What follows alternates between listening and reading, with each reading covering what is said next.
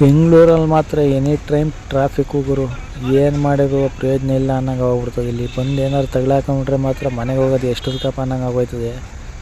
Heavy traffic ಅಂದರೆ heavy traffic. ನಾವು ಬಂದು ಇಲ್ಲಿ ಗೊರಗುಂಟೆಪಾಳ್ಯ ಸಿಗ್ನಲಲ್ಲಿ ಸಿಗಾಕೊಂಡಿದ್ದೀವಿ.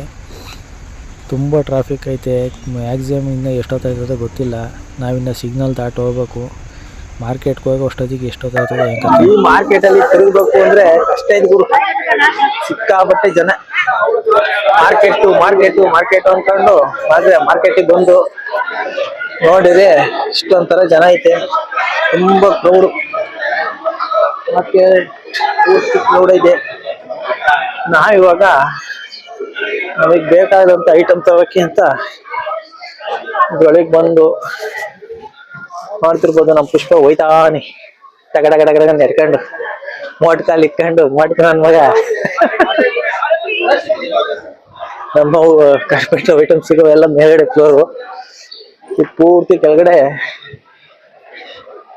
ಪಾತ್ರೆ, ದಿನಸಿ ಐಟಮು, ಹಾಗೆ ಮನೆಗೆ ಬೇಕಾದಂಥ ಉಪಕರಣಗಳ ಬಗ್ಗೆ ಎಲ್ಲ ಕೆಳಗಡೆ ಫ್ಲೋರು.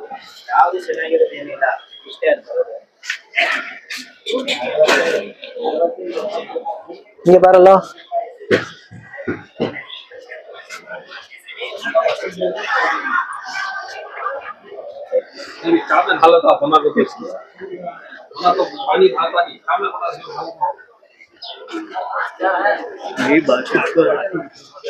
ಎಲ್ಲ ಮಾರ್ಕೆಟ್ ಸುತ್ತಿ ಸಾಕಾಗೋಯ್ತೈತಿ. ಮಗನ್ ಸವಾಸ ಮಾಡ್ಬಿಟ್ರೆ ನಮ್ಮ ಪುಷಂದ ಒಂದ್ ರೌಂಡ್ ಸುಮ್ನೆ ಸುತ್ತ. ನಮ್ಮ ಸ್ಪಿಂಡಲ್ ಮಿಷಿನ್ ಕಟ್ಟುಗಳು ಇವೆಲ್ಲ ಇಟ್ಟು ಕಟ್ರು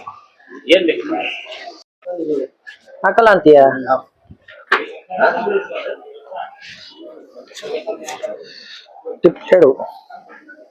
ಟಿಪ್ಲೇಡ ಅಲ್ಲ ಕಣಲ್ಲಿ, ಮಾಮೂಲಿ ಅಲ್ವಾ? ಮಾಮೂಲಿ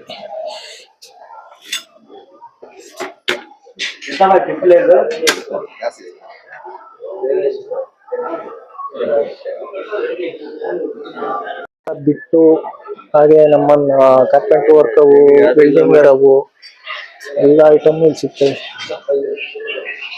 ಈ ಕಾಂಪ್ಲೆಕ್ಸ್ ಅಲ್ಲಿ. Second floor.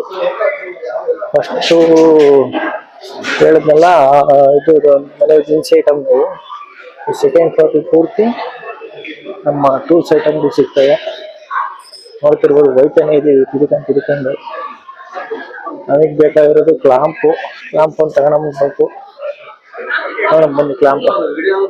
ಒಂದು ಅಂಗಡಿ ಇಲ್ದಿರೆ ಇನ್ನೊಂದು ಅಂಗಡಿ ವಿಚಾರಿಸಿ ಒಂದೇ ಸರಿ ಯಾವುದೇ ಕಾರಣಕ್ಕೂ ಒಂದೇ ಅಂಗಡಿಲಿ ತಗೊಳಕ್ಕೆ ಹೋಗಬೇಡಿ. ಇಲ್ಲಿ ಯಾಮರ್ಸೋದು ಜಾಸ್ತಿ. ಈ ಕ್ಲಾಂಪ್ಗಳು ತಗೊಳಂತ ಬಂದರೆ ಒಂದೊಂದು ಇರ್ತವೆ. ಕ್ಲಾಂಪ್ಗಳು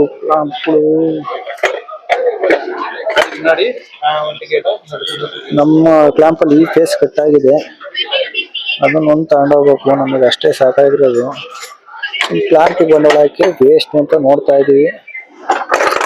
ಸಿಕ್ತಿಲ್ಲ ನಮ್ಮ ಸೈಜ್ಗೆ.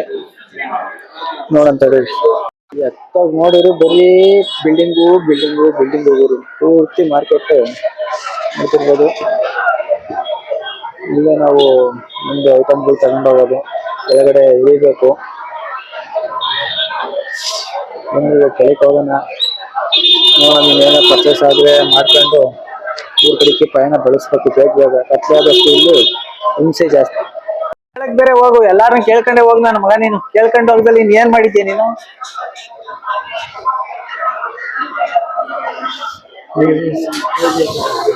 ಏನ್ಲಿ ಏನು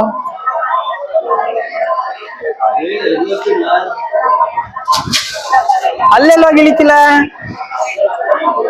ಹಿಂಗೆ ಬಾರೋ ಮಂಕ್ರಿ, ನಿನ್ ಜೊತೆ ಸುಮ್ಮನೆ ತಿರ್ಗ್ಬೇಕಷ್ಟೇ ನಾನು.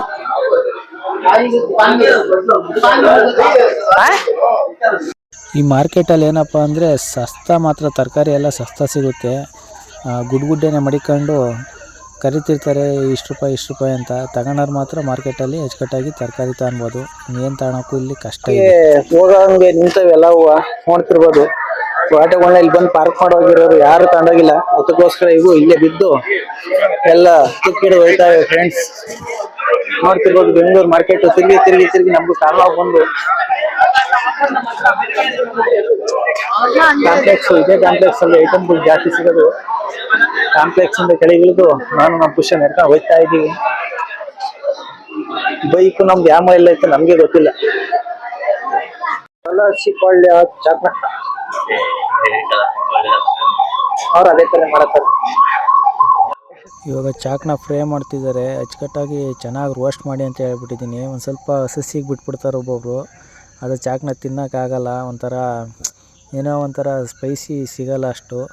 ಅದಕ್ಕೆ ಚೆನ್ನಾಗಿ ರೋಸ್ಟ್ ಮಾಡಿ ಅಂತ ಹೇಳಿದ್ದೀನಿ. ಚೆನ್ನಾಗಿ ಅಣ್ಣ ರೋಸ್ಟ್ ಮಾಡ್ತಾರೆ.